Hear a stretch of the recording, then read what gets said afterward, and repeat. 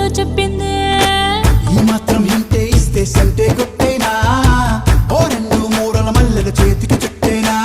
ఈ అల్లరి గాలేమో అల్లుకు పొమ్మందే, మాటలతోటి కాలక్షేపం మానేమంటుందే. అబ్బబ్బా కబడ్డీ కబడ్డీ